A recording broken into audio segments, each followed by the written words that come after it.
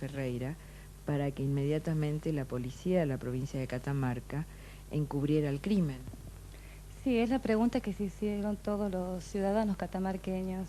Es por eso que esta teoría del crimen pasional no tuvo sustento en esta provincia, porque hubo tanto encubrimiento y un encubrimiento tan evidente que desde la Presidencia de la Nación se está induciendo a tomar una línea y poder afirmar algo que estamos en pleno juicio para deducir esa afirmación.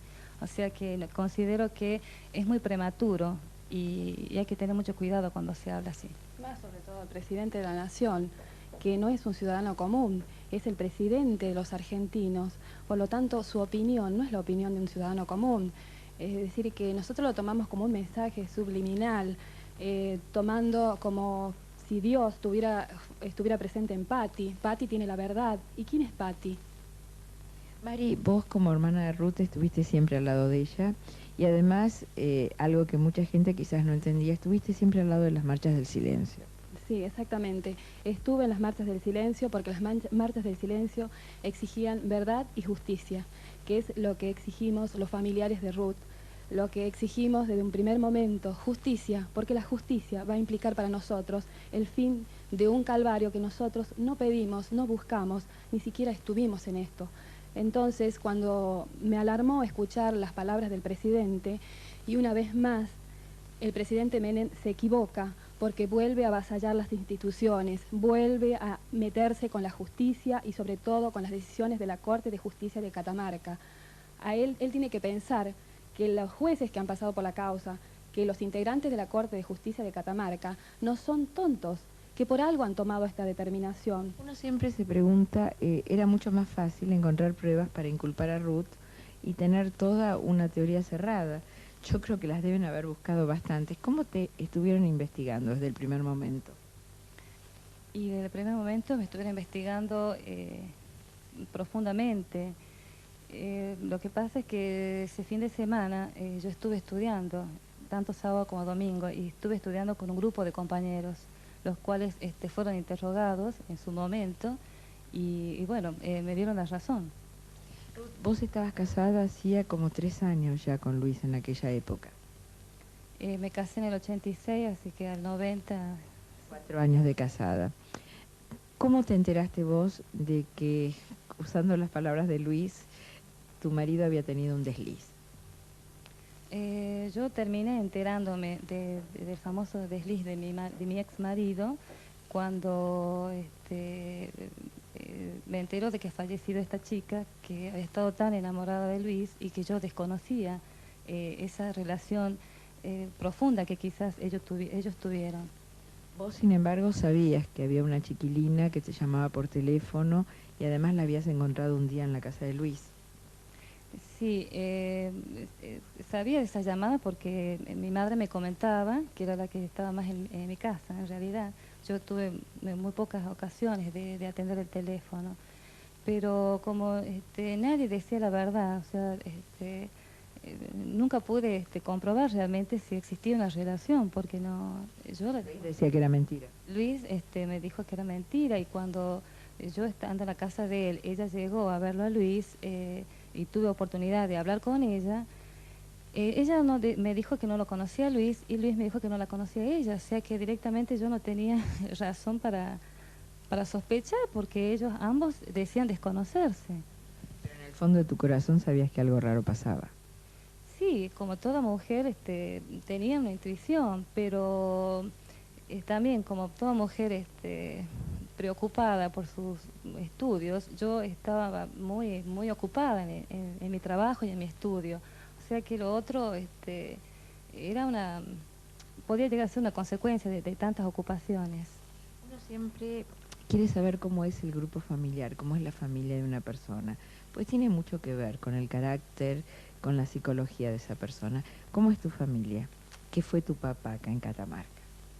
Mi papá fue un gran escritor, muy reconocido por todo Catamarca, no solamente a nivel provincial, sino también a nivel nacional e internacional quizás. Historiador. No, licenciado en letras, pero en sí se lo reconocía por ser un gran poeta. Además era un profesor de la universidad, un catedrático de gran prestigio. Así que, y mi mamá, una maestra que terminó dejando sus horas de clase para criarnos a nosotros. Ustedes son 3 hermanas. No, somos 5 hermanos. 5. 5, un varón y 4 mujeres. A todos nos dieron la posibilidad de estudiar en la universidad, todos tenemos estudios universitarios. Nos criaron de una manera en la que la verdad y la valentía, el valor, eran bienes muy preciados. Mi padre jamás cayó, era un rebelde total.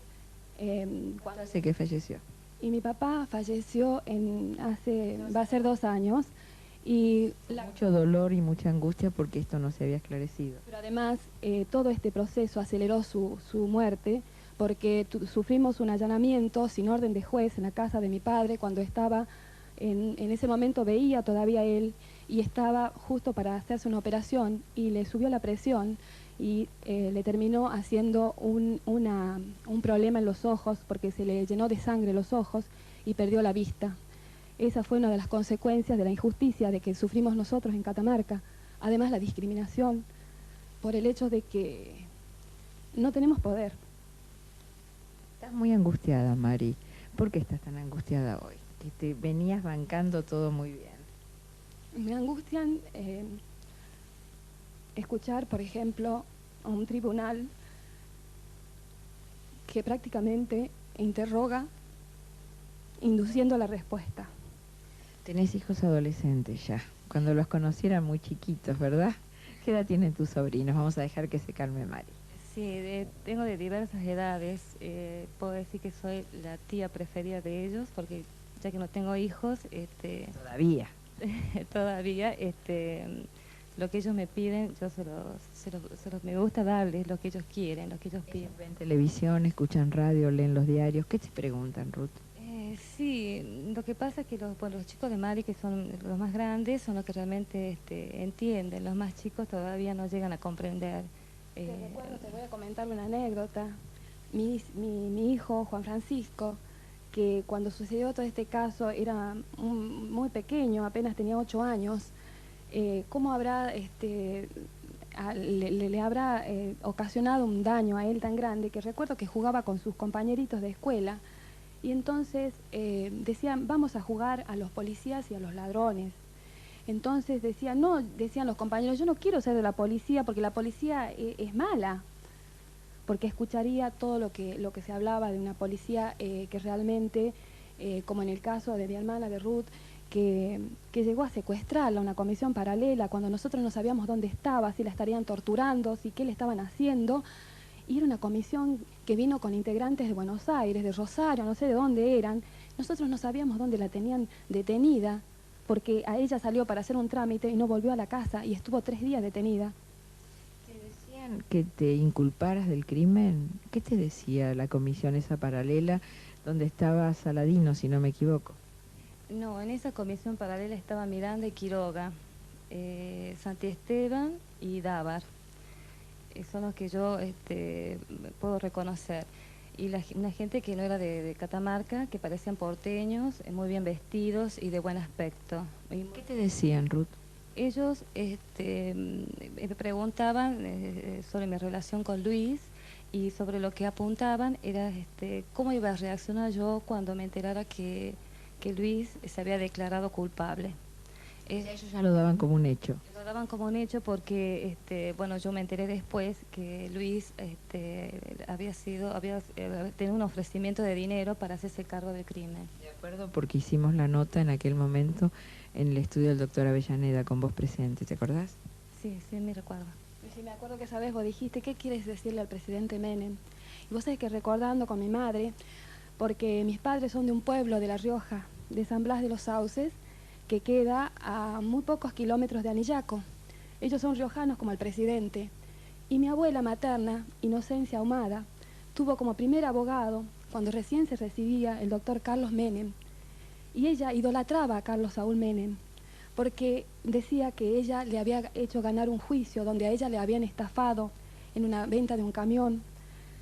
Y lo había encontrado en tribunales a Carlos Saúl Menem, jovencito, recién recibido, y se había ofrecido para hacerle el trámite. ella decía que en toda la vida no iba a terminar de pagarle. Le hizo jurar a sus hijas, a mi madre, a mis tías, que siempre tenían que seguirlo a Carlos Saúl Menem. Y resulta que hoy escuchaba cuando mi mamá me decía, si mi madre viviera y escuchara lo que dice Carlos Menem, que no sabe que Ruth Salazar es hija y es nieta de una persona, dice, que realmente sana, una persona muy cercana a su pueblo, que ha vivido de la agricultura en los viñedos, como vivieron los Menem. Y entonces digo, ¿cómo son las cosas del destino? ¿Cómo se cruzan los caminos? Y de pronto cómo cambia la gente, porque lo que era Carlos Saúl Menem, según lo que nos contó nuestra abuela, a lo que es hoy, que realmente cómo cambia el poder y cómo corrompe.